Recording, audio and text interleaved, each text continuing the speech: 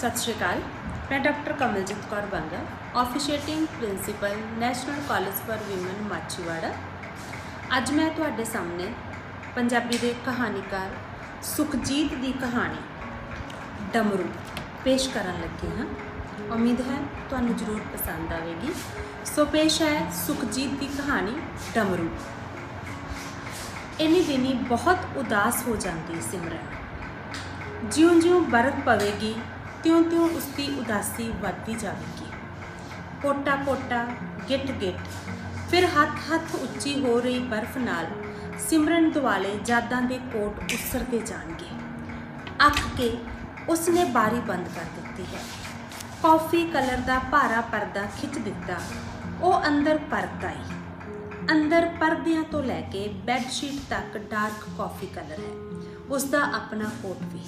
उसने कंध घड़ी वाल वेख्या। सूई दी नोक ते बनिया सूरज ढल रहा है। उसने कुछ सोचा, फिर कोट दी जेब च हथ पा के रिमोट बैल दा बटन दबिया। किचन विच हल्की जही चूं हुई, चिड़ी दे चूकन जिन्नी। नाल ही डमरू अंदर आया।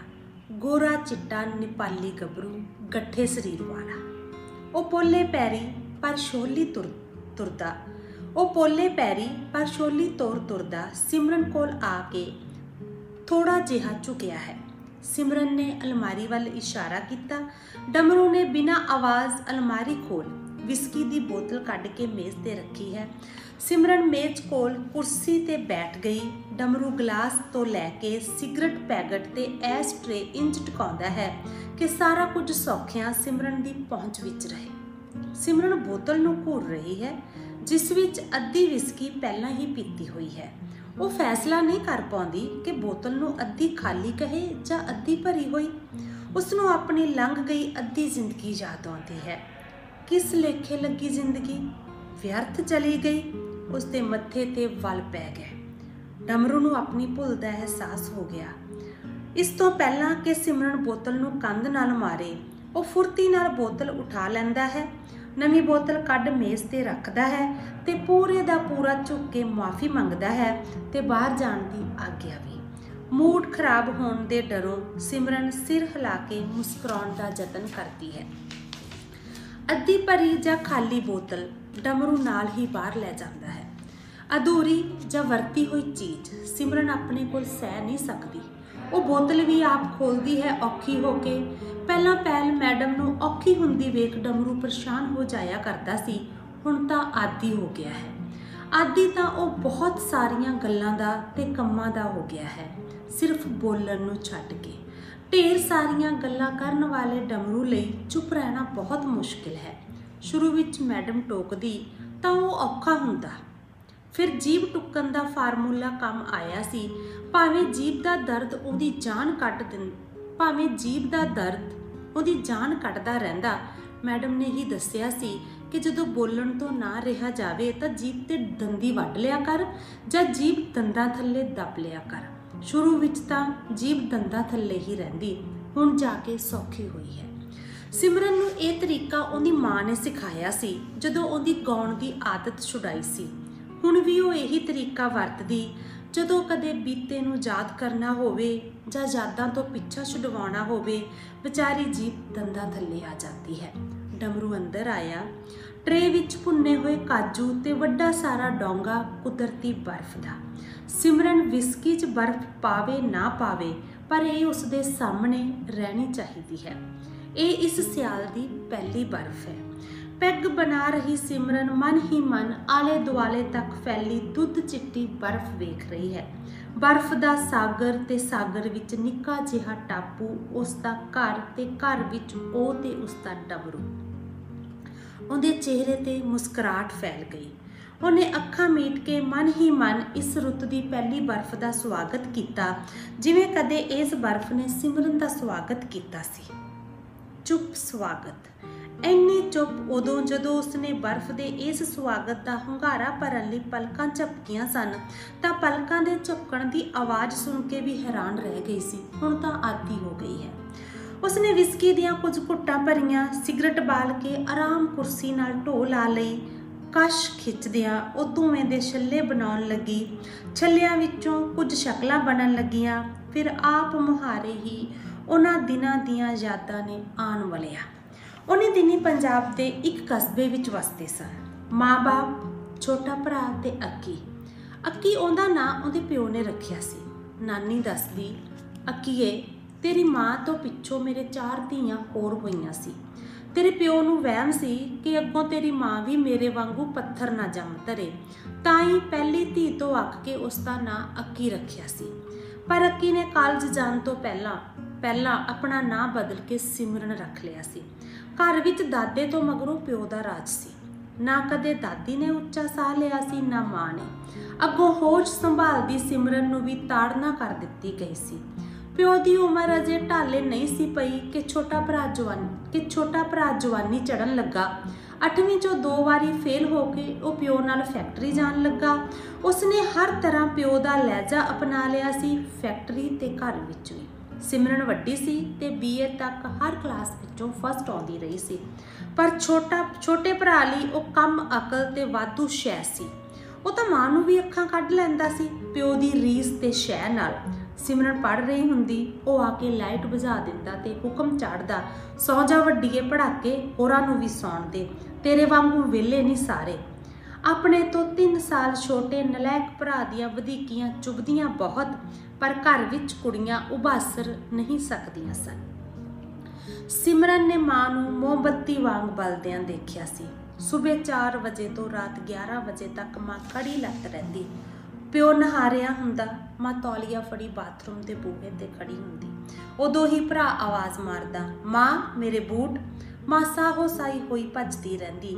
ਫਿਰ ਸਿਮਰਨ ਵੀ ਇੰਜ ਹੀ ਭੱਜਣ ਲੱਗੀ, ਪਰ ਉਸਦੇ ਅੰਦਰ ਇੱਕ ਰੋਹ ਵੀ ਚੱਲਦਾ ਰਹਿੰਦਾ। ਉਹ ਬੁੜਬੁੜਾਉਂਦੀ, ਸਾਨੂੰ ਕਾਹਨੂੰ ਜੰਮਣਾ ਸੀ ਮਾਂ, ਜਾ ਔਰਤ ਕਿਉਂ ਬਣਾਈ ਰੱਬਾ। ਤੇ ਫਿਰ ਇਹ ਬੁੜਬੁੜਾਉਣਾ ਗੁਣਗੁਣਾਉਣ ਵਿੱਚ ਬਦਲਿਆ, ਕਣਕਾਂ ਲੰਮੀਆਂ ਧੀਆਂ ਕਿਉਂ ਜੰਮੀਆਂ। ਉਹ ਗਾਉਣ ਲੱਗ ਪਈ, ਮੈਂ ਕੰਡਿਆਲੀ ਥੋਰ ਵੇ ਸੱਜਣਾ। ਪਰ ਉਹ ਸੱਜਣਾ ਦੀ ਥਾਂ ਰੱਬਾ ਆਖਦੀ ਜਾਂ ਮਾਏ। ਸੱਜਣ ਤਾਂ ਕੋਈ ਕਿਤੇ ਹੈ ਹੀ ਨਹੀਂ ਸੀ।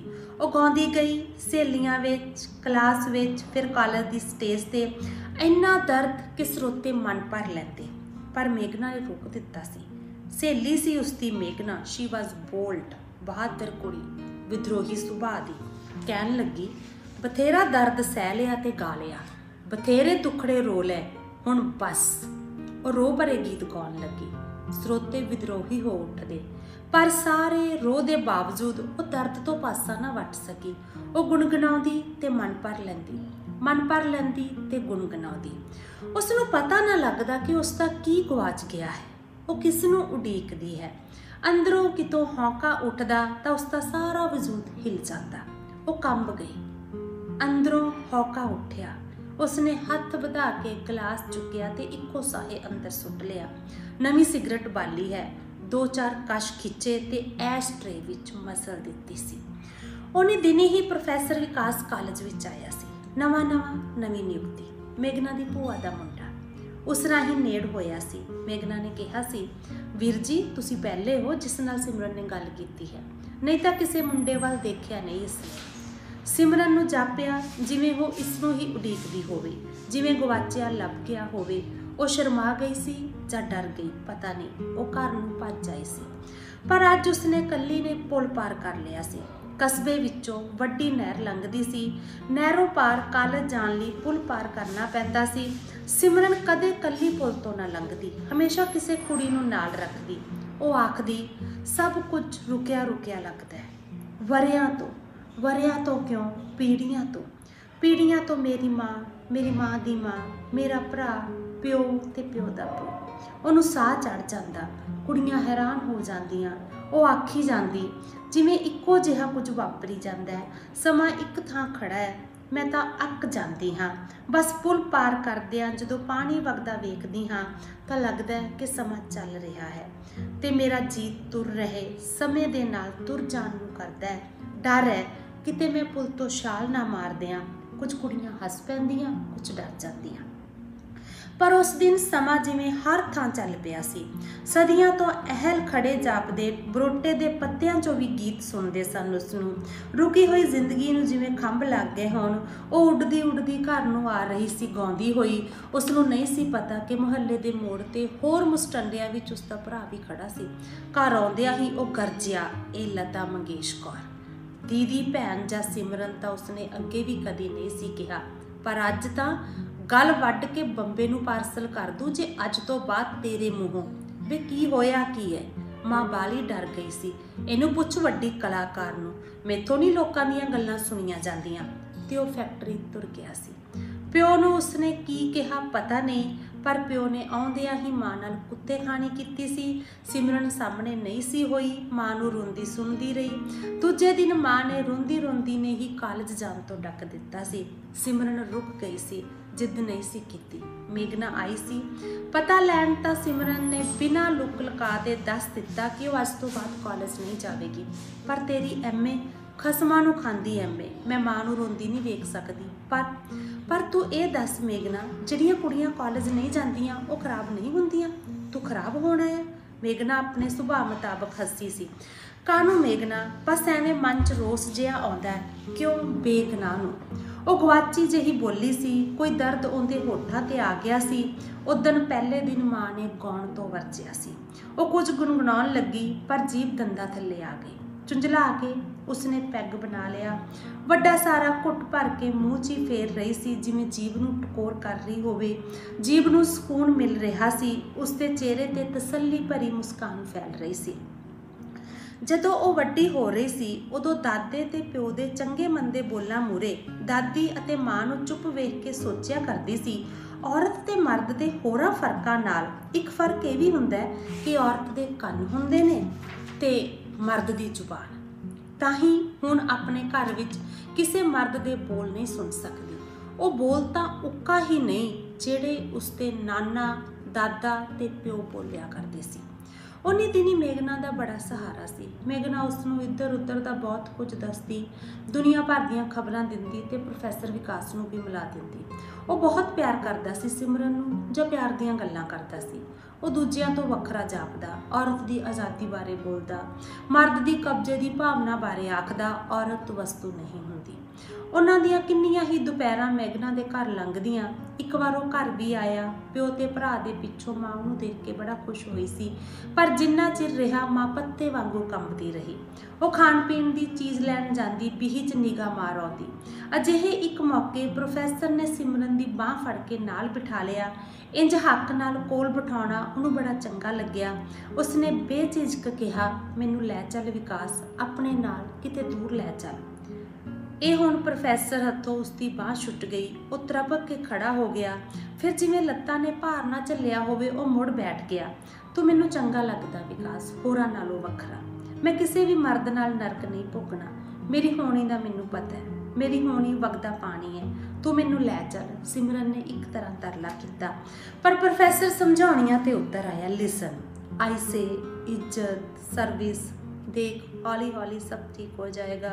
ਸਿਆਣੀ ਬਣ, ਮੈਂ ਠੀਕ ਕਰਾਂਗਾ ਸਭ ਕੁਝ ਹੈ ਓਕੇ। ਤੇ ਉਹ ਬਿਨਾਂ ਕੁਝ ਖਾਧੇ ਪੀਤੇ ਉਹਦੀ ਗੱਲ ਤਪਤਪਾ ਕੇ ਛੇਤੀ ਛੇਤੀ ਤੁਰ ਗਿਆ ਸੀ। ਮਾਂ ਨੇ ਸੁੱਖ ਦਾ ਸਾਹ ਲਿਆ ਤੇ ਸ਼ਾਇਦ ਸਿਮਰਨ ਨੇ ਵੀ। ਡਮਰੂ ਚੱਕਰ ਲਾਉਣ ਆਇਆ ਤੇ ਝੁਕਿਆ ਹੈ। ਹੁਕਮ ਦਾ ਕੋਈ ਇਸ਼ਾਰਾ ਨਹੀਂ। ਉਹ ਵਾਪਸ ਚਲਾ ਗਿਆ। ਇਸ ਵਾਰ ਉਸਦੀ ਤੋਰ ਬਦਲੀ ਹੋਈ ਹੈ। ਅੱਖਾਂ ਸੁਰਖ ਨੇ ਤੇ ਚਿਹਰਾ ਵੀ। ਉਹ ਅੱਧੀ ਖਾਲੀ ਬੋਤਲ ਨੂੰ ਪੂਰੀ ਖਾਲੀ ਕਰ ਰਿਹਾ ਹੈ। ਸਿਮਰਨ ਨੇ ਨਵੀਂ ਸਿਗਰਟ ਬਾਲੀ ਤੇ ਬੀਤੇ ਦਾ ਨਵਾਂ ਚੈਪਟਰ ਅੱਖਾਂ ਮੂਹਰੇ ਆ ਗਿਆ। ਉਹ ਨਵਾਂ ਬੰਦਾ ਸੀ ਜੋ ਭਰਾ ਨਾਲ ਘਰ ਆਇਆ ਸੀ। ਉਹਨਾਂ ਸ਼ਰਾਬ ਵੀ ਪੀਤੀ ਬੈਠਕ ਵਿੱਚ। ਨਿੱਕ ਸੁੱਖ ਪਹੁੰਚਾਉਣ ਦਾ ਆਰਡਰ ਭਰਾ ਨੇ ਸਿਮਰਨ ਨੂੰ ਦਿੱਤਾ ਸੀ। ਉਹ ਬੰਦਾ ਖਾ ਪੀ ਘੱਟ ਰਿਹਾ ਸੀ ਤੇ ਸਿਮਰਨ ਨੂੰ ਜ਼ਿਆਦਾ ਤਾੜ ਰਿਹਾ ਸੀ। ਗੱਲਾਂ ਤੋਂ ਪਤਾ ਲੱਗਾ ਸੀ ਕਿ ਉਹ ਕਾਫੀ ਸਮੇਂ ਤੋਂ ਇੱਥੇ ਹੀ ਬੈਂਕ ਮੈਨੇਜਰ ਹੈ। ਹੁਣ ਉਸਦੀ ਬਦਲੀ ਪੰਜਾਬ ਤੋਂ ਬਾਹਰ ਹੋਣ ਵਾਲੀ ਹੈ। ਉਹ ਬਾਰ-ਬਾਰ ਭਰਾ ਨੂੰ ਕਹਿ ਰਿਹਾ ਸੀ, ਸੇਵਾ ਦੱਸ ਛੋਟੇ ਭਾਈ, ਕੋਈ ਸੇਵਾ। ਕੇਰਾ ਪਰਖ ਤਾਂ ਸਹੀ, ਕੀ ਪੁਰਜੀਆਂ ਜੀਆਂ ਬਣਾਈ ਜਾਣਾ, ਹੱਥ ਮਿਲਾ ਕੇਰਾ। ਕਰੋੜਾਂ 'ਚ ਖੇਡਣ ਲਾ ਦੂ ਡੀਅਰ, ਕਰੋੜਾਂ 'ਚ। ਸਿਮਰਨ ਨੂੰ ਲੱਗਿਆ ਜਿਵੇਂ ਉਸ ਨੂੰ ਸੁਣਾ ਰਿਹਾ ਹੋਵੇ। ਜਾਣ ਵੇਲੇ ਉਸਨੇ ਪਿਓ ਤੇ ਮਾਂ ਦੇ ਪੈਰੀ ਹੱਥ ਲਾਏ ਸਨ। ਭਰਾ ਨੂੰ ਜੱਫੀ ਪਾਈ ਸੀ ਤੇ ਸਿਮਰਨ ਨੂੰ ਹੱਥ ਲਾ ਕੇ ਬਾਏ ਕਿਹਾ ਸੀ। ਉਹਦੀ ਜਾਣ ਪਿੱਛੋਂ ਘਰ ਵਿੱਚ ਆਉਂਦੀਆਂ ਹੀ ਗੱਲਾਂ ਹੁੰਦੀਆਂ ਰਹੀਆਂ ਸਨ। ਭਰਾ ਤਾਂ ਉਹਦੀਆਂ ਸਿੱਟਾਂ ਦੇ ਪੁੱਲ ਤੇ ਪੁੱਲ ਉਸਾਰ ਰਿਹਾ ਸੀ। ਸਿਮਰਨ ਦੀ 6ਵੀਂ ਇੰਦਰੀ ਕਹਿ ਰਹੀ ਸੀ, ਸਿਮਰਨ ਬੱਚੀਏ, ਹੋਵੇ ਨਾ ਹੋਵੇ ਤੇਰਾ ਪਾਣੀ ਇਹਨਾਂ ਪੁਲਾਂ ਹੇਠੋਂ ਲੰਘੂ। ਉਹੀ ਗੱਲ ਹੋਈ ਸੀ। ਮਿਸਟਰ ਮੈਨੇਜਰ ਜੋ ਸਿਮਰਨ ਤੋਂ ਡੇਢੀ ਉਮਰ ਦਾ ਸੀ, ਬੱਚਾ ਨਾ ਹੋਣ ਕਰਕੇ ਪਹਿਲੀ ਪਤਨੀ ਤੋਂ ਤਲਾਕ ਲੈ ਚੁੱਕਾ ਸੀ। ਮਾਂ-ਬਾਪ ਗੁਜ਼ਰ ਚੁੱਕੇ ਸਨ, ਇਕੱਲਾ ਹੀ ਸੀ, ਨਾ ਕੋਈ ਅੱਗੇ ਨਾ ਪਿੱਛੇ। ਉਹ ਉਹਨਾਂ ਦੇ ਘਰ ਵਿੱਚ ਛਾ ਗਿਆ ਸੀ। ਉਹਨੇ ਭਰਾ ਦੇ ਜਨਮ ਦਿਨ ਤੇ ਸੋਨੇ ਦੀ ਚੈਨ ਗਿਫਟ ਕੀਤੀ ਸੀ 5 ਤੋਲੇ ਦੀ। ਉਸ ਨਾਲ ਵਿਆਹ ਦੀ ਗੱਲ ਤੁਰ ਪਈ ਸੀ। ਸਿਮਰਨ ਚੁੱਪ, ਨਾ ਹਾਂ ਨਾ ਨਾ। ਮੇਘਨਾ ਆਈ ਸੀ, ਧੱਕੇ ਨਾਲ ਘਰ ਲੈ ਗਈ। ਇਉਂ ਅੱਖਾਂ ਮੀਚਿਆਂ ਤਾਂ ਨਹੀਂ ਸਰਨਾ। ਤੈਨੂੰ ਦਿਸ ਰਿਹਾ ਸਿਮਰਨ, ਸਾਹਮਣੇ ਖੂਹ ਹੈ। ਫਿਰ ਜਾਣ ਬੁੱਝ ਕੇ? ਮੇਘਨਾ ਫਿਕਰਮੰਦ ਸੀ। ਸਿਮਰਨ ਹੱਸੀ ਸੀ, ਬੇਰੰਗ ਜਿਹਾ ਹਾਸਾ। ਪ੍ਰੋਫੈਸਰ ਵੀ ਆ ਗਿਆ ਸੀ, ਬੇਸਿਰ ਪੈਰਦੀਆਂ ਮਾਰਦਾ ਰਿਹਾ। ਤੂੰ ਇਉਂ ਚੁੱਪ ਨਾ ਰਹਿ, ਤੂੰ ਸਾਫ਼ ਨਾ ਕਰ ਦੇ, ਕੁਝ ਸਮਝ ਨਹੀਂ ਤੂੰ ਸਾਫ਼ ਨਾ ਕਰ ਦੇ। ਹਾਲਾਤ ਤੋਂ ਭੱਜਣਾ ਨਹੀਂ, ਬਦਲਣਾ ਚਾਹੀਦਾ ਹੈ। ਬਿਜ਼ੀ ਨਾਲ ਗੱਲ ਕਰੀਏ, ਕੁਝ ਸਮਝ ਨਹੀਂ ਆਉਂਦਾ। ਮੈਂ ਕੀ ਕਰਾਂ, ਮੈਨੂੰ ਦੱਸ। ਉਹ ਸਿਮਰਨ ਨਾਲ ਅੱਖ ਨਹੀਂ ਸੀ ਮਿਲਾ ਰਿਹਾ। ਕਦੇ ਮੱਥਾ ਫੜ ਲੈਂਦਾ, ਕਦੇ ਨਹੁੰ ਨਾਲ ਕੁਰਸੀ ਦੀ ਬਾਂਹ ਖੁਰਚਦਾ, ਕਦੇ ਪੈਰ ਨਾਲ ਜ਼ਮੀਨ ਤੇ ਘੇਰੇ ਜੇ ਬਣਾਉਂਦਾ। ਸਿਮਰਨ ਆਉਂਦੀ ਦੁਚਿੱਤੀ ਤਾੜ ਕੇ ਫਿਰ ਹੱਸ ਪਈ। ਉਹ ਚੌਂਕਿਆ ਤਾਂ ਸਿਮਰਨ ਬੋਲੀ, ਕਿਤੇ ਘੁੰਮਣ ਚੱਲੀਏ? ਪਰ ਤੇਰੇ ਘਰ ਦੇ? ਪ੍ਰੋਫੈਸਰ ਤਰਪ ਗਿਆ ਸੀ। ਵਿਆਹ ਦੀ ਸ਼ਾਪਿੰਗ ਨਹੀਂ ਕਰਨੀ? ਸਿਮਰਨ ਸਹਿਜਤਾ ਨਾਲ ਬੋਲੀ। ਹਾਂ ਹਾਂ ਜ਼ਰੂਰ। ਉਹ ਹੜਬੜਾ ਗਿਆ ਸੀ। ਦੂਜੇ ਦਿਨ ਸਿਮਰਨ ਮਾਂ ਨੂੰ ਦੱਸ ਕੇ ਮੇਘਨਾ ਨਾਲ ਸ਼ਹਿਰ ਤੁਰ ਗਈ ਸੀ। ਉੱਥੇ ਪ੍ਰੋਫੈਸਰ ਵੀ ਆ ਗਿਆ।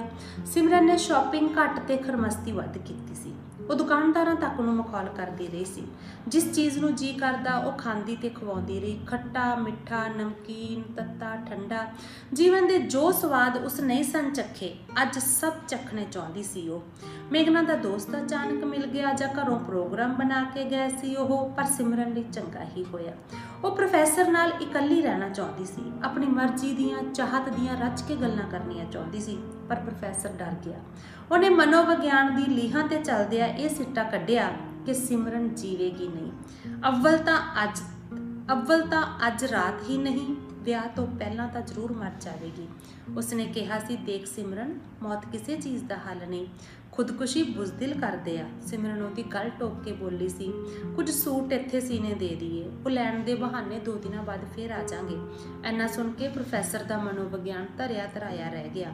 ਉਹ ਘਸੇ ਪਿਟੇ ਪੁਰਾਣੇ ਖਿਆਲ ਦੁਹਰਾਉਣ ਲੱਗਾ ਕਿ ਔਰਤ ਜਾਤ ਨੂੰ ਕੋਈ ਨਹੀਂ ਸਮਝ ਸਕਦਾ, ਰਿਸ਼ੀ ਮੁਨੀ ਵੀ ਨਹੀਂ। ਉਸਨੂੰ ਸੋਚਵਾਨ ਦੇਖ ਕੇ ਉਸਨੂੰ ਸੋਚਵਾਨ ਤੇ ਚੁੱਪ ਦੇਖ ਸਿਮਰਨ ਬੋਲੀ, ਤੂੰ ਕਦੇ ਅੱਜ 'ਚ ਕਿਉਂ ਨਹੀਂ ਜਿਉ ਸਕਦਾ? ਤੇ ਉਹ ਉੱਠ ਕੇ ਹੋਟਲ 'ਚੋਂ ਬਾਹਰ ਆ ਗਈ ਸੀ।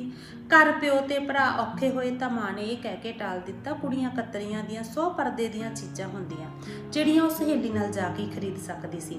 ਪਰ 2 ਦਿਨ ਬਾਅਦ ਉਹਨਾਂ ਮਾਂ ਨੂੰ ਮੱਲੋ ਜੋਰੀ ਨਾਲ ਤੋੜ ਦਿੱਤਾ ਸੀ। ਉਧਰ ਸਿਮਰਨ ਨੇ ਵੀ ਮਰਨ ਮਿੱਟੀ ਚੁੱਕੀ ਹੋਈ ਸੀ। ਵਰਿਆਂ ਤੋਂ ਭਰ ਰਿਹਾ ਰੋਹ ਦਾ ਪਿਆਲਾ ਨੱਕੋ ਨੱਕ ਭਰਿਆ ਪਿਆ ਸੀ। ਮਾਂ ਪਿਓ ਦੀ ਬੇਇਤਬਾਰੀ ਉਸਨੂੰ ਤੋੜਨ ਤੱਕ ਲੈ ਗਈ। ਸਿਮਰਨ ਨੇ ਮਾਂ ਨੂੰ ਆਖ ਦਿੱਤਾ, ਸਾਫ਼ ਗੱਲ ਹੈ ਮਾਂ, ਮੈਂ ਤੇ ਮੇਘਨਾ ਨੇ ਫਿਲਮ ਦੇਖਣੀ ਹੈ, ਤੂੰ ਕਿਸੇ ਗੁਰਦੁਆਰੇ ਕੀਰਤਨ ਸੁਣ ਲੈ 2 ਘੜੀ। ਉਹ ਜਾਣੇ, ਆਖ ਮਾਂ ਗੁਰਦੁਆਰੇ ਚਲੀ ਗਈ ਸੀ ਤੇ ਜਾਂਦੀ ਜਾਂਦੀ ਦੋਵੇਂ ਹੱਥ ਜੋੜ ਕੇ ਇੰਨਾ ਆਖ ਸਕੀ ਸੀ, ਮੇਰੇ ਹੱਥਾਂ ਵੱਲ ਵੇਖੀ ਧੀਏ, ਝਾਟਾ ਨਾ ਪਟਾਈ ਮੇਰਾ। ਮੇਘਨਾ ਆਪਣੇ ਦੋਸਤ ਨਾਲ ਤੁਰ ਗਈ ਤਾਂ ਸਿਮਰਨ ਪ੍ਰੋਫੈਸਰ ਨਾਲ ਹੋਟਲ ਆ ਗਈ। ਉਹਨਾਂ ਹਾਲ ਵਿੱਚ ਬੈਠ ਕੇ ਚਾਹ ਮੰਗਵਾਈ। ਪ੍ਰੋਫੈਸਰ ਗੱਲਾਂ ਕਰਦਾ ਨਾਲੋਂ ਨਾਲ ਕਮਰਾ ਬੁੱਕ ਕਰਵਾਉਣ ਜਾਂ ਨਾ ਕਰਵਾਉਣ ਬਾਰੇ ਸੋਚ ਰਿਹਾ ਸੀ। ਨਾਲ ਹੀ ਪਿਛਲੇ 2 ਦਿਨ ਜਿਹੜੀ ਉਸਨੇ ਅੱਜ ਲਈ ਨਵੀਂ ਮਨੋਵਿਗਿਆਨਕ ਤਿਆਰੀ ਕੀਤੀ ਸੀ, ਉਹਦੇ ਬਾਰੇ ਲੈਕਚਰ ਦੇਣ ਲੱਗਾ। ਸਿਮਰਨ ਨੇ ਮਨ ਵਿੱਚ ਸੋਚਿਆ ਸੀ, ਕਾਸ਼ ਪ੍ਰੋਫੈਸਰ ਨੇ ਮਨੋਵਿਗਿਆਨ ਤੋਂ ਬਿਨਾਂ ਸਰੀਰ ਵਿਗਿਆਨ ਦਾ ਕੋਈ ਚੈਪਟਰ ਵੀ ਪੜ੍ਹਿਆ ਹੁੰਦਾ। ਉਸਨੇ ਮਨ ਹੀ ਮਨ ਵਿੱਚ ਆਖਿਆ, ਮੈਂ ਜੋ ਚਾਹੁੰਦੀ ਰਹੀ ਹਾਂ ਪ੍ਰੋਫੈਸਰ, ਉਹ ਮੈਨੂੰ ਮਿਲਿਆ ਨਹੀਂ। ਮੈਂ 20 ਵਰੇ ਜਿਹੜਾ ਕੁਝ ਸਾਂਭ ਰੱਖਿਆ, ਉਹ ਜਿਸ ਬੰਦੇ ਨੂੰ ਸੌਂਪਣਾ ਸੀ ਉਹ ਤੂੰ ਨਹੀਂ। ਪਰ ਫਿਰ ਵੀ ਤੂੰ ਮੇਰੇ ਵਾਂਗੂ ਅਨਲੱਗ ਤਾਂ ਹੈ, ਮਿਸਟਰ ਮੈਨੇਜਰ ਵਾਂਗੂ ਸੈਕਿੰਡ ਹੈਂਡ ਤਾਂ ਨਹੀਂ। ਉਹ ਅਜੇ ਸੋਚ ਹੀ ਰਹੀ ਸੀ ਕਿ ਇਹ ਗੱਲਾਂ ਪ੍ਰੋਫੈਸਰ ਨੂੰ ਆਖੇ ਜਾਂ ਨਾ ਕਿ ਬਾਹਰੋਂ ਮਿਸਟਰ ਮੈਨੇਜਰ ਆ ਗਿਆ। ਬੜੇ ਹੱਕ ਨਾਲ ਕੁਰਸੀ ਖਿੱਚ ਕੇ ਬੈਠ ਗਿਆ ਤੇ ਜਿਵੇਂ ਸਭ ਕੁਝ ਜਾਣਦਾ ਹੋਵੇ। ਪ੍ਰੋਫੈਸਰ ਨੂੰ ਆਖਣ ਲੱਗਾ, ਚੰਗਾ ਹੋਇਆ ਤੁਸੀਂ ਵੀ ਮਿਲ ਗਏ। ਛੋਟੇ ਨੇ ਕਿਹਾ ਸੀ, ਸਿਮਰਨ ਹੋਣੀ ਸ਼ਾਪਿੰਗ ਕਰਨ ਲਈ ਗਈਆਂ ਨੇ, ਤੁਸੀਂ ਵੀ ਚਲੇ ਜਾਓ। ਪਰ ਮਾਂ ਜੀ, ਸਿਮਰਨ ਆਪਣੇ ਆਪ ਤੇ ਕਾਬੂ ਪਾ ਚੁੱਕੀ ਸੀ, ਪਰ ਪ੍ਰੋਫੈਸਰ ਬਹੁਤ ਘਬਰਾ ਗਿਆ ਸੀ। ਨਹੀਂ, ਮੈਂ ਤਾਂ ਅਚਾਨਕ, ਸਿਮਰਨ ਮੇਰੀ ਸਟੂਡੈਂਟ ਹੈ, ਅਚਾਨਕ ਮਿਲ ਪਈ ਸ਼ਹਿਰ ਵਿੱਚ, ਪਹਿਲੀ ਵਾਰ ਮਿਲੇ ਆਣਾ, ਸੋਚਿਆ ਚਾਹ ਪੀ ਲਈਏ। ਸਿਮਰਨ ਸਾਡੇ ਕਾਲਜ ਦੀ ਸਭ ਤੋਂ ਵਧੀਆ ਸਟੂਡੈਂਟ, कल कॉलेज नहीं सी आई, मैं सोचिया पुछ लवां ठीक तो है। प्रोफैसर नूं ये भी भुल गया कि कल ऐतवार सी ते सिमरन नूं कॉलेज तो हटी नूं किन्ने ही दिन हो गए सन। प्रोफैसर कह रहा सी पर सिमरन तुसीं दस्सिया ही नहीं, मां जी नाल ने, कित्थे ने, बुलाओ उन्हां नूं। मिस्टर मैनेजर खुश हो रहा सी। प्रोफैसर की हालत उत्ते सिमरन नूं एक चढ़दी एक लैंदी सी। सिमरन ने बेरुखी नाल कहा, मां जी गुरुद्वारे गए ने, मेघना फिल्म दीयां टिकटां लैण, असीं सारिआं ने फिल्म देखनी है। उसने प्रोफैसर नूं भी विच जोड़न की कोशिश की पर वो एक लत खड़ा हो गया। ठीक है तुसीं फिल्म देखो, मैं चलदा। स्टूडेंट ते टीचर दा बाप बेटी वाला रिश्ता हुंदा है। प्रोफैसर घबराहट विच पता नहीं की कह रहा सी। उठन लगे तो हथ वज के पानी का गिलास उलट गया। सिमरन नूं इन्ना गुस्सा चढ़िया कि दोनों नूं उत्थे छड्ड पैर पटकदी होटल तो बाहर आ गई। मिस्टर मैनेजर मगरे भज्जिया पर जद नूं वो आटो विच बैठ चुकी सी। गुरुद्वारा दुख निवार उसने इन्नी जोर नाल कहा कि आटो वाले ने भी मुड़ के उहदे मूँह वल वेखिया पर उसनूं कोई परवाह नहीं सी। उसने आटो के फर्श ते जोर नाल पैर मारिया ते बुड़बड़ाई, रिश्ता, बाप बेटी, माई फुट। पर यह शब्द आटो की आवाज़ विच दब गए। गुस्सा हुण भी आया है। वो सारा कुछ याद कर कसीस वटती है ते नीट पैक अंदर सुट लिया। विआह तो कुछ दिन पहला जदों मिस्टर मैनेजर ने सिमरन के पसंद दीयां चीज़ां खरीदण लई फोन कीता सी तां सिमरन ने गुस्से नाल कह दित्ता सी, ये सब कुछ धरिया धराया रह जाना है मिस्टर मैनेजर, तुसीं मेरे ते यकीन करो मैनूं नहीं पा सकोगे। मैं तुहाडे मापिआं नूं जुबान दे चुका सिमरन, मैं उन्हां भोले भाले लोकां दा दिल नहीं तोड़ सकदा। मैं तैनूं हर तरह नाल सुखी रखांगा सिमरन।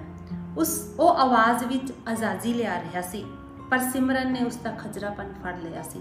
उसनूं फोन उत्ते भी उसदियां अखां दिसदियां ਜਿਹੜੀਆਂ ਉਹਦੇ ਬੋਲਾਂ ਦਾ ਸਾਥ नहीं सन दिंदियां ते सिमरन नूं उसकी आवाज़ विच ये भी सुनदा सी कि तू एक बारी मेरे काबू आ जा फिर देखो तुसीं समझदे नहीं, मेरी पसंद होर है, तुसीं मेरा ख्याल छड्ड दिओ प्लीज़।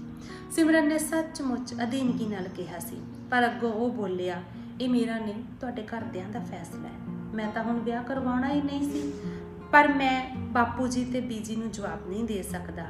पर सिमरन नूं ये सुनिया सी, तेरे वर्गी चीज़ नूं मैं किस तरह छड्ड सकदा हां, तुसीं मैनूं किसी भी तरह नहीं पा सकोगे। सिमरन ने हल्की जी धमकी दित्ती सी। की खोना ते की पाउणा सिमरन जी, ये तां सब संजोगां दे वस है, जिवें वो उपर वाला चाहुंदा उवें होई जांदा, असीं कौन आ भला।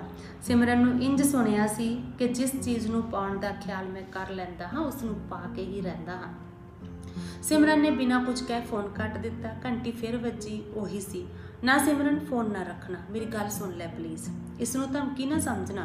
मैं प्रोफैसर वाली गल बापू जी होरां नूं दस सकदा सी पर मैं नहीं दसांगा, मैं उन्हां दी बहुत इज्जत करदा हाँ, उंज भी हुण उन्हां दी इज्जत मेरी इज्जत। मैं तैनूं बहुत चाहुंदा हाँ सिमरन, तैनूं कोई कुछ कहे मैं ये सह नहीं सकांगा, नाले अजकल विआह तो पहलां संबंधां बारे कौन केयर करदा आ। सो तुसीं हुण ये गल पूरी दी पूरी धमकी भी सी ते सिमरन दीयां गल्लां दे जवाब विच मिस्टर मैनेजर वल्लों कहा होया आई डोंट केयर। सिमरन ने फोन रख के सिर फड़ लिया सी। उदों मेघना ने संभालिया सी उसनूं, उसका सिर अपनी गोद विच रख लिया सी। मन भर गया सी सिमरन दा, इंज कदे माँ ने हौसला दिता हुंदा जां प्यो ने। उसने भरे मन नाल कहा सी, मेघना सैकेंड हैंड तां मैं कदे किताब नहीं सी पढ़दी। ओ नो, मेघना आख रही सी, प्रॉब्लम ये नहीं सैकेंड, इस युग विच सैकेंड हैंड कोई इशू नहीं, इशू है अपनी मर्जी, अपनी इच्छा अनुसार जिउणा। देख ये आउटडेटेड गल्लां ने तेरियां। मतलब सिमरन उठ के बैठ गई। मतलब ये कि मॉडर्न औरत बन, मॉडर्न सोच अपना नहीं समझती। नहीं, सिमरन ने सिर हिलाया। देख सदियां तो सानू जुत्ती हेठ रखिया मर्दां ने, हुण असीं इन्हां नूं जुत्ती हेठ रखना बस। मेघना सज्जे हत्थ दी मुक्की खब्बे हत्थ दी तली ते रगड़दिआं दंद पी के बोली सी तां सिमरन अखां अगों मां दा सारा जीवन लंघ गया। मेघना बोल रही सी, बदल भारती नारी बदल, हिम्मत कर, किसी भगवान ने नहीं आउणा तैनूं मर्द दे पिंजरे विचों। उसकी गल कट दित्ती सिमरन ने। पर तूं ये लैक्चर क्यों देन लग पई है प्रोफैसर वांगू? मैनूं नफरत है लैक्चरां तो, लैक्चर देण वाले आप की करदे ने मैनूं पता है। तू ही दस, तू जिन्हों रोज़ मिलदी है रखेंगी जुत्ती थल्ले? बिल्कुल वो मेरी जुत्ती थल्ले है। मेघना सहज सी। ਹੁਣ ਹੀ ਹੈ ਮੇਘਨਾ, ਤੂੰ ਵਿਆਹ ਪਿੱਛੋਂ ਦੇਖੀ, ਫਿਰ ਨਹੀਂ ਰਹਿੰਦਾ ਤੇਰੀ ਜੁੱਤੀ ਥੱਲੇ। ਪਰ ਮੈਂ ਵਿਆਹ ਕਰੂੰ ਕਿਉਂ ਉਹਦੇ ਨਾਲ? ਮੇਘਨਾ ਹੱਸ ਪਈ ਸੀ। ਜੇ ਇਉਂ ਹਰ ਮਿਲਣ ਗਿਣਨ ਵਾਲੇ ਨਾਲ ਵਿਆਹ ਕਰਨ ਲੱਗੀ ਫਿਰ ਤਾਂ ਇਸੇ ਕੰਮ ਜੋਗੀ ਆ ਮੈਂ। ਸਿਮਰਨ ਹੈਰਾਨੀ ਨਾਲ ਉਹਦੇ ਮੂੰਹ ਵੱਲ ਵੇਖ ਰਹੀ ਸੀ। ਹੈਰਾਨ ਨਾ ਹੋ ਸਿਮਰਨ, ਆਪਣਾ ਆਪ ਬਦਲ, ਪਛੜਾਪਨ ਛੱਡ। ਮੈਂ ਤਾਂ ਕਹਿੰਦੀ ਆ ਤੈਨੂੰ ਵਿਆਹ ਲਈ ਪ੍ਰੋਫੈਸਰ ਠੀਕ ਹੈ। ਡਮਰੂ ਏ ਪੂਰਾ ਡਮਰੂ, ਜਿਵੇਂ ਵਜਾਏਂਗੀ ਉਵੇਂ ਵੱਜੂ। ਮੇਰਾ ਤਾਂ ਭਰਾ ਲੱਗਦਾ, ਨਹੀਂ ਏਦੂ ਵਧੀਆ ਪਤੀ ਕਿੱਥੇ ਮਿਲਦਾ। ਮੇਘਨਾ ਨੇ ਹੌਕਾ ਭਰਿਆ। ਸਿਮਰਨ ਨੂੰ ਹੈਰਾਨੀ ਨਾਲ ਚੱਕਰ ਆ ਰਿਹਾ ਸਨ। ਮੇਘਨਾ ਕਹਿ ਰਹੀ ਸੀ, ਇਹ ਮੌਕਾ ਹੱਥੋਂ ਨਾ ਗਵਾ। ਉਂਝ ਮੈਨੇਜਰ ਵੀ ਮਾੜਾ ਨਹੀਂ, ਵੈਲ ਸੈਟਡ ਆ, ਫਿਰ ਉਮਰ 'ਚ ਵੱਡਾ ਤੇਥੋਂ, ਪੂਰੇ ਲਾਡ ਲਡਾਓ। ਪਰ ਜੇ ਤੈਨੂੰ ਨਹੀਂ ਪਸੰਦ ਤਾਂ ਪ੍ਰੋਫੈਸਰ ਵਾਲਾ ਮੌਕਾ ਨਾ ਗਵਾ। ਤੂੰ ਅੱਜ ਦੀ ਖੁਸ਼ਕਿਸਮਤ ਕੁੜੀ ਹੈ ਸਿਮਰਨ। ਮੇਘਨਾ ਨੇ ਇੱਕ ਹੌਕਾ ਹੋਰ ਭਰਿਆ। ਜਿਸ ਕੋਲ ਚੁਣਨ ਲਈ ਮੌਕਾ ਹੈ, ਤੇਰਾ ਤਾਂ ਸਵੈੰਬਰ ਹੋ ਰਿਹਾ, ਸਵੈੰਵਰ। ਤੂੰ ਕੀ ਕਹੀ ਜਾਨੀ ਹੈ ਮੇਘਨਾ? ਮੇਰੇ ਤਾਂ ਕੁਝ ਪੱਲੇ ਨਹੀਂ ਪੈਂਦਾ, ਮੈਂ ਮਰਦੀ ਜਾਨੀ ਆ। ਖੁਸ਼ਕਿਸਮਤ ਦੱਸਦੀ ਆ? ਇਹ ਤਾਂ ਸੋਚਣ ਦਾ ਢੰਗ ਹੈ ਸਿਮਰਨ। ਅੱਜ ਦੀ ਔਰਤ ਇੰਜ ਹੀ ਸੋਚਦੀ ਹੈ। ਪੈਸੇ ਵਾਲਾ ਪਤੀ ਹੋਵੇ, ਪਿੱਛੇ ਪਿੱਛੇ ਫਿਰੇ, ਪੁੱਛ ਕੇ ਵੇਖ ਲੈ। ਪਤੀ ਨੇ ਨੌਕਰ ਭਾਲਦੀ ਹੈ ਤੂੰ ਤਾਂ। ਸਿਮਰਨ ਫਿੱਕਾ ਜਿਹਾ ਹੱਸੀ। ਅਫਕੋਰਸ, ਬਿਲਕੁਲ। ਮੇਘਨਾ ਗੰਭੀਰ ਸੀ। ਉਹ ਸਵੇਰੇ ਚਾਹ ਬਣਾ ਕੇ ਮੈਨੂੰ ਉਠਾਵੇ, ਮੈਂ ਬਾਥਰੂਮ 'ਚ ਹੋਵਾਂ, ਉਹ ਟਾਵਲ ਲਈ ਬਾਹਰ ਖੜਾ ਹੋਵੇ। ਦੇਖੀ ਤੂੰ, ਮੈਂ ਅਜਿਹਾ ਬੰਦਾ ਲੱਭ ਕੇ ਹੀ ਵਿਆਹ ਕਰਾਂਗੀ ਸਿਮਰਨ। ਗੱਲਾਂ ਤਾਂ ਤੇਰੀਆਂ ਠੀਕ ਨੇ, ਪਰ ਪਤੀ ਤਾਂ ਪਤੀ ਹੋਵੇ ਮੇਘਨਾ, ਡੋਰੂ ਨਹੀਂ। ਓਫੋ, ਮੁੜ ਮੁੜ ਉਹੀ ਗੱਲ। ਤੁਹਾਡਾ ਕੁਝ ਨਹੀਂ ਹੋ ਸਕਦਾ ਦੇਵੀ ਜੀ। ਗੁੱਡ ਬਾਏ, ਕਰੋ ਪੈਸਾਚ ਵਿਆਹ। ਪੈਸਾਚ ਵਿਆਹ? ਸਿਮਰਨ ਨੇ ਉਤਸੁਕਤਾ ਨਾਲ ਪੁੱਛਿਆ। ਹਾਂ, ਪੈਸਾਚ ਵਿਆਹ। ਮਨੂ ਨੇ ਅਸ਼ਟ ਵਿਆਹ ਵਿਧਾਨ ਬਣਾਉਂਦਿਆਂ, ਜਿਹੜਾ ਉਸ ਵਿੱਚ 8ਵੀਂ ਤਰ੍ਹਾਂ ਦਾ ਵਿਆਹ ਹੈ, ਰੋਂਦੀ ਕੁਰਲਾਉਂਦੀ ਕੰਨਿਆ ਨੂੰ ਵਿਆਹ ਕੇ ਲੈ ਜਾਣਾ, ਸੁਣ ਕੇ ਸਿਮਰਨ ਕੰਬ ਗਈ ਸੀ। ਹਵਾ ਘੁੰਮੀ ਹੈ ਤਾਂ ਬਾਰੀ ਵਿੱਚ ਖੜੀ ਸਿਮਰਨ ਸੀਤ ਬੁੱਲੇ ਨਾਲ ਕੰਬ ਗਈ ਹੈ। ਪਿੱਛੇ ਹਟ ਗਈ। ਉਹ ਪੈਗ 'ਚੋਂ 2 ਘੁੱਟਾਂ ਭਰੀਆਂ, ਨਮਕੀਨ ਲਿਆ, ਸਿਗਰਟ ਦੇ ਕਸ਼ ਖਿੱਚੇ ਤੇ ਵਿਆਹ ਵਾਲੇ ਦਿਨ ਤੱਕ ਪ੍ਰੋਫੈਸਰ ਵਿਕਾਸ ਨੂੰ ਆਸ ਸੀ ਕਿ ਸਿਮਰਨ ਕਿਸੇ ਵੀ ਤਰ੍ਹਾਂ ਇਸ ਹੋਣੀ ਨੂੰ ਟਾਲ ਦੇਵੇਗੀ ਜਾਂ ਹੋਣੀ ਆਪੇ ਟਲ ਜਾਵੇਗੀ। ਪਰ ਸਿਮਰਨ ਪਤਾ ਨਹੀਂ ਕੀ ਮਿੱਥੀ ਬੈਠੀ ਸੀ। ਉਹ ਪ੍ਰੋਫੈਸਰ ਨੂੰ ਵੀ ਮਿਲ ਰਹੀ ਸੀ। ਜਦੋਂ ਉਹਦੇ ਕੋਲ ਹੁੰਦੀ ਉਸਦੀ ਹੀ ਹੁੰਦੀ। ਘਰ ਹੁੰਦੀ ਤਾਂ ਘਰਦਿਆਂ ਦੀ ਮਰਜ਼ੀ ਤੋਂ ਭੋਰਾ ਵੀ ਇੱਧਰ ਉੱਧਰ ਨਾ ਹੁੰਦੀ। ਮਾਂ ਸਭ ਕੁਝ ਜਾਣਦੀ ਹੋਣ ਕਰਕੇ ਸਹਿਮੀ ਰਹਿੰਦੀ। ਉਹਦੇ ਸੰਸੇ ਨਾ ਮੁੱਕਦੇ। ਉਸਨੇ ਵਿਆਹ ਦੇ ਦਿਨ ਤੱਕ ਪੂਰੀ ਰਾਖੀ ਕੀਤੀ ਸੀ ਸਿਮਰਨ ਦੀ। ਉਹ ਗੁਰੂਆਂ ਦੀਆਂ ਤਸਵੀਰਾਂ ਅੱਗੇ ਅਰਦਾਸਾਂ ਕਰਦੀ ਰਹਿੰਦੀ ਕਿ ਉਸਦੀ ਧੀ ਦੀ ਡੋਲੀ ਸੁੱਖੀ ਸੰਦੀ ਵਿਦਾ ਹੋ ਜਾਵੇ। ਸਿਮਰਨ ਦਾ ਜੀਅ ਕਰਦਾ ਉਹ ਮਾਂ ਨੂੰ ਆਖੇ, ਦੇਖ ਮਾਂ, ਜੇ ਤੂੰ ਚਾਹੁੰਦੀ ਹੈ ਮੈਂ ਸਾਰੀ ਉਮਰ ਤੇਰੀ ਧੀ ਬਣ ਕੇ ਰਹਾਂ ਤਾਂ ਮੈਨੂੰ ਰਾਂਝਣ ਦੇ ਲੜ ਲਾ ਦੇ। ਮੇਰੀ ਇੰਨੀ ਕੁ ਮੰਨ ਲੈ। ਇਹ ਮੈਨੇਜਰ ਮੈਨੂੰ ਪਸੰਦ ਨਹੀਂ, ਮੈਨੂੰ ਪ੍ਰੋਫੈਸਰ ਨਾਲ ਤੋਰ ਦੇ ਮਾਂ। ਮਾਂ ਤਸਵੀਰਾਂ ਅੱਗੋਂ ਹਟ ਸਿਮਰਨ ਅੱਗੇ ਹੱਥ ਜੋੜਦੀ, ਦੇਖ ਮੇਰੀ ਬੀਬੀ ਦੀ, ਦੇਖ ਖਾਨਦਾਨ, ਤੇਰਾ ਪਿਓ, ਤੇਰਾ ਭਰਾ। ਪਰ ਸਿਮਰਨ ਨੂੰ ਕੁਝ ਨਾ ਸੁਣਦਾ। ਉਹ ਮਨ ਹੀ ਮਨ ਆਖਦੀ, ਬਸ ਮਾਂ ਬਸ, ਮੈਨੂੰ ਲੈਕਚਰ ਨਾ ਦੇ। ਪਿਓ ਦੀ ਪੱਗ ਤੇ ਭਰਾ ਦੀ ਇੱਜ਼ਤ ਦਾ ਵਾਸਤਾ ਨਾ ਪਾ। ਇਹ ਦੋਵੇਂ ਇਸ ਦੇ ਕਾਬਲ ਨਹੀਂ। ਮੇਰੇ ਜੰਮਣ ਤੋਂ ਮੇਰਾ ਨਾਂ ਅੱਕੀ ਰੱਖਣ ਵਾਲਾ ਪਿਓ, ਬਿਨਾਂ ਗੱਲੋਂ ਹਰ ਵੇਲੇ ਫਟਕਾਰਨ ਵਾਲਾ ਭਰਾ, ਜਿਸਨੇ ਬੇਗਨਾਹ ਨੂੰ ਪੜਨੋਂ ਹਟਾ ਲਿਆ ਹੋਵੇ, ਉਹਨਾਂ ਮੇਰੇ ਲਈ ਕਦੇ ਸੋਚਿਆ ਨਹੀਂ, ਫਿਰ ਮੈਂ ਹੀ ਕਿਉਂ? ਪਰ ਇਹ ਗੱਲਾਂ ਉਹ ਆਖਦੀ ਨਾ, ਸਗੋਂ ਮਾਂ ਦੀ ਤਸੱਲੀ ਕਰਾ ਦਿੰਦੀ। ਮੈਂ ਕਿਤੇ ਨਹੀਂ ਜਾਂਦੀ ਮਾਂ, ਐਵੇਂ ਫਿਕਰ ਨਾ ਕਰਿਆ ਕਰ। ਅੰਦਰੋਂ ਉਹ ਕਹਿੰਦੀ, ਪ੍ਰੋਫੈਸਰ ਤਾਂ ਦਾਮੀ ਨਹੀਂ ਅੰਮੀ, ਨਹੀਂ ਤਾਂ। ਕਦੇ ਮਾਂ ਪੁੱਛਦੀ, ਤੈਨੂੰ ਮੇਰਾ ਮੋਹ ਨਹੀਂ ਆਉਂਦਾ ਸਿਮਰਨ? ਜਾਂ ਮਨ ਭਰ ਲੈਂਦੀ ਤਾਂ ਸਿਮਰਨ ਆਖਦੀ, ਲੈ ਮਾਂ, ਮੋਹ ਤਾਂ ਹਰ ਇੱਕ ਨੂੰ ਹੀ ਆਉਂਦਾ ਆ। ਪਰ ਮਨ ਵਿੱਚ ਆਖਦੀ, ਕੀ ਕਰਾਂ ਅੰਮੀਏ, ਤੂੰ ਵੀ ਧੀ ਲਈ ਕੁਝ ਨਹੀਂ ਕੀਤਾ।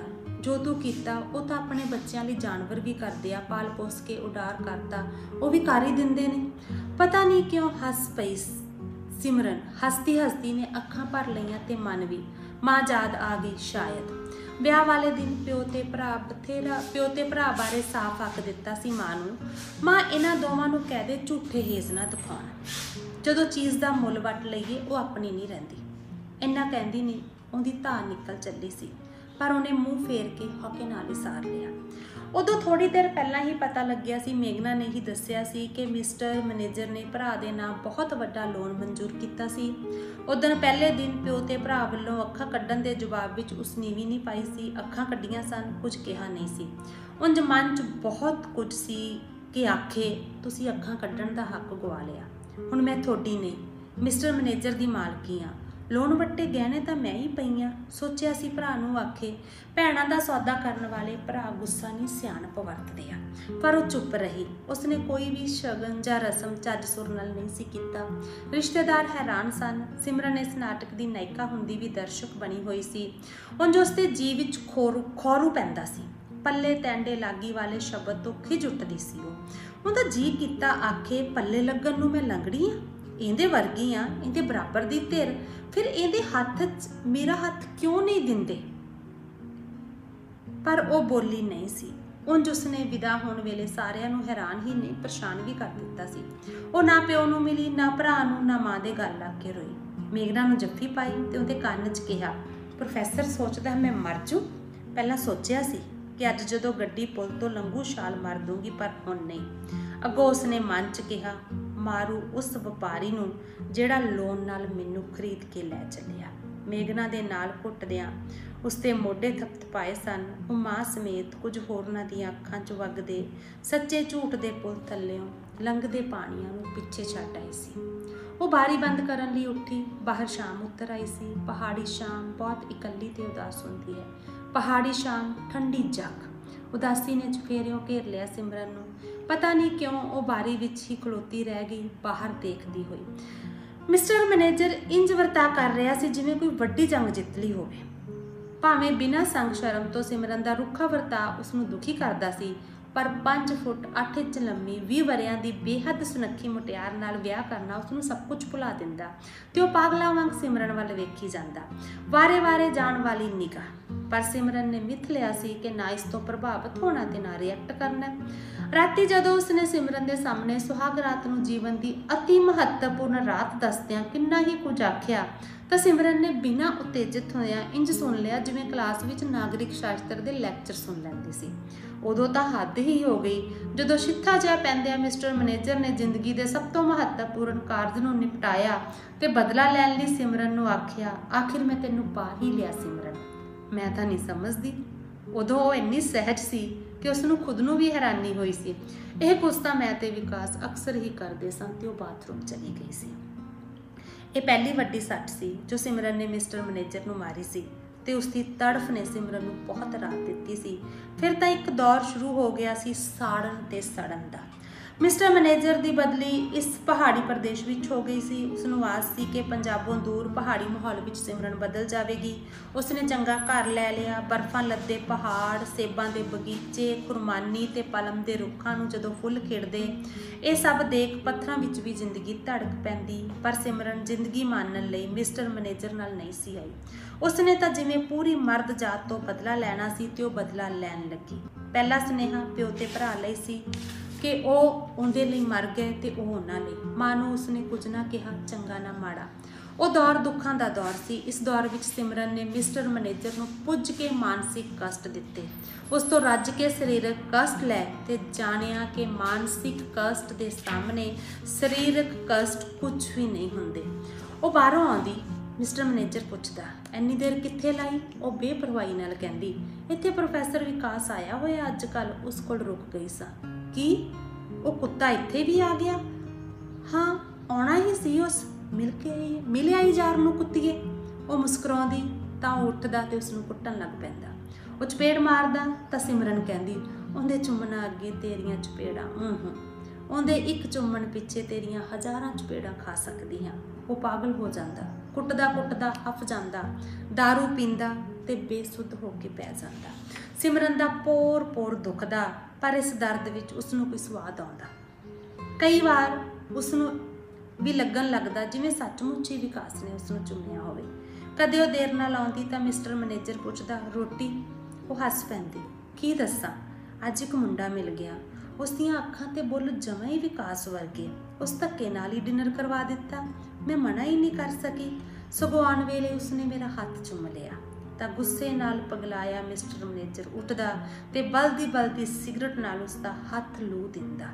उसदे मूहों हल्की जी चीक निकल गई, हत्थों सिगरट भी फर्श ते डिग्गी जिवें हुण हत्थ लूया गया होवे। वो एक होर पैग नीट ही अंदर सुटदी है, सिगरट नहीं बालदी, बहुत दुखी जापदी है।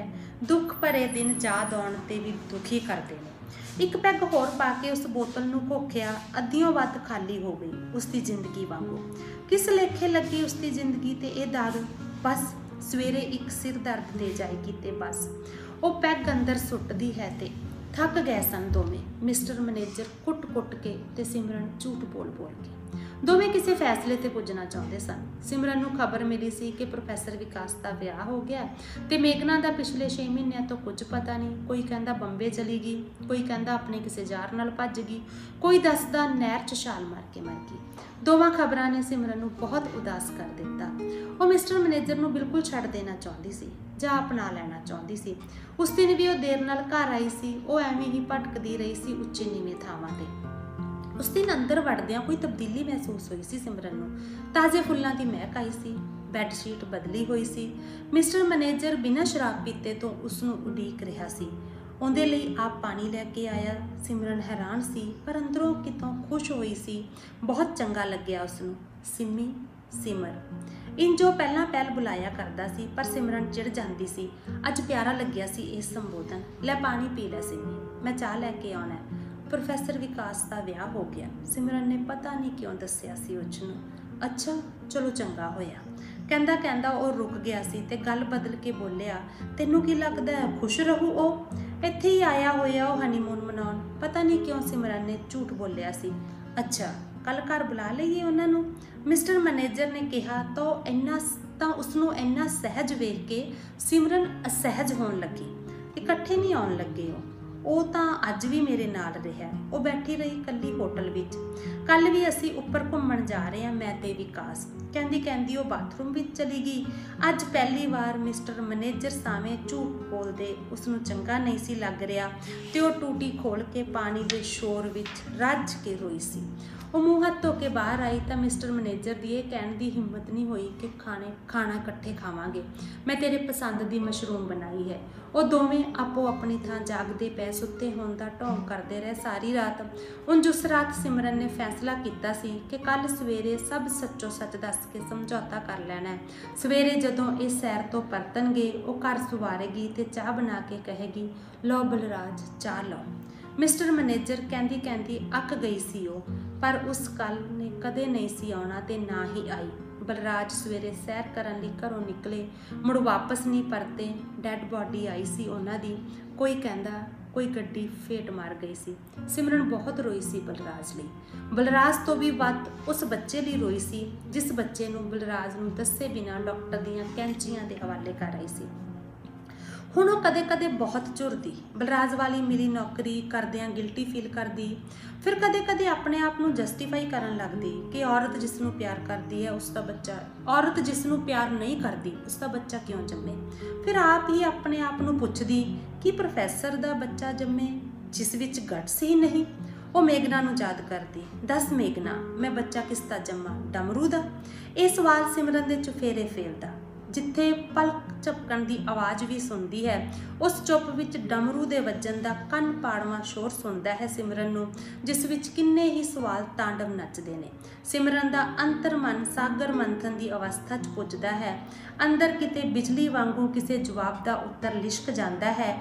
ਲੂਣਾ ਤੇ ਸੁੰਦਰਾ ਕਿਸੇ 12 ਜਾਂ 18 ਵਰ੍ਹਿਆਂ ਦੇ ਨੌਜਵਾਨ ਨੂੰ ਨਹੀਂ, ਪੂਰਨ ਨੂੰ ਚਾਹੁੰਦੀਆਂ ਹਨ। ਪੂਰਨ ਮਨੁੱਖ ਜਾਨੀ ਪਰਫੈਕਟ ਮੈਨ। ਮੇਘਨਾ ਸ਼ਾਇਦ ਇਸੇ ਦੀ ਤਲਾਸ਼ ਵਿੱਚ ਭਟਕ ਗਈ ਹੋਵੇ। ਮੈਨੂੰ ਵੀ ਉਸ ਪੂਰਨ ਦੀ ਤਲਾਸ਼ ਹੈ। ਇਹ ਸੋਚਦੀ ਹੋਈ ਸਿਮਰਨ ਆਵਾਜ਼ ਮਾਰਦੀ ਹੈ, ਡਮਰੂ ਜੀ। ਪੂਰੇ ਹੱਕ ਨਾਲ ਮਾਰੀ ਆਵਾਜ਼ ਵਿੱਚੋਂ ਖਿਝ ਝਲਕ ਜਾਂਦੀ ਹੈ। ਭਾਵੇਂ ਇਸ ਰੁੱਤ ਦੀ ਪਹਿਲੀ ਬਰਫ਼ ਵਾਂਗੂ ਇਹ ਉਸ ਦੀ ਅੱਜ ਦੀ ਪਹਿਲੀ ਆਵਾਜ਼ ਹੈ। ਜੀ ਬੀਬੀ ਜੀ। ਉਹ ਆ ਕੇ ਝੁਕ ਗਿਆ ਹੈ। ਸਿਮਰਨ ਉਸ ਨੂੰ ਉੱਪਰੋਂ ਹੇਠਾਂ ਤੱਕ ਦੇਖਦੀ ਹੈ, ਝੁਕੇ ਹੋਏ ਨੂੰ। ਇੱਕੋ ਵਾਰੀ ਉਸ ਨੂੰ ਚੰਗਾ ਵੀ ਲੱਗ ਰਿਹਾ ਹੈ ਝੁਕਿਆ ਹੋਇਆ, ਪਰ ਉਸ ਤੇ ਝੁਕਣ ਤੇ ਖਿਝ ਵੀ ਚੜ੍ਹਦੀ ਹੈ। ਮੇਰੀ ਜੁੱਤੀ ਉਤਾਰੋ ਜੀ ਬੀਬੀ ਜੀ। ਖਾਣਾ ਬਣ ਗਿਆ ਹੈ ਜੀ ਬੀਬੀ ਜੀ। मैं नहा रही हूँ, टावल लेके खड़े हो जाओ जी बीबी जी। तू मेरा डमरू है ना जी बीबी जी। जिवें वजावां वजेगा जी बीबी जी। आ नच्चीए, वो उस नाल नच्चन लगदा है। आ हसीए, वो उस नाल हसन लगदा है। हसदी हसदी सिमरन अचानक रोन लग पैंदी है। उसनूं रोंदी वेख के डमरू भी रोन लग पैंदा है। डमरू ने यही सिक्ख्या है कि जदों मैडम चुप रहे चुप रहना है, गल्लां करे गल्लां करनियां ने, नच्चे तां नच्चना है, हसे तां हसना है, रोवे तां रोना है। पर जदों रोंदी हुई सिमरन बार बार आखदी है, नहीं नहीं पति डमरू नहीं हुंदा, पति तां पति हुंदा है, उदों डमरू चुप रहिंदा है। वो नहीं जानदा कि वो मैडम दी इस गल दा की जवाब देवे। धन्नवाद। ਚੌਹਾਨ ਇੰਟਰਟੇਨਮੈਂਟ ਤੁਹਾਡਾ ਆਪਣਾ ਤੁਹਾਡੇ ਲਈ।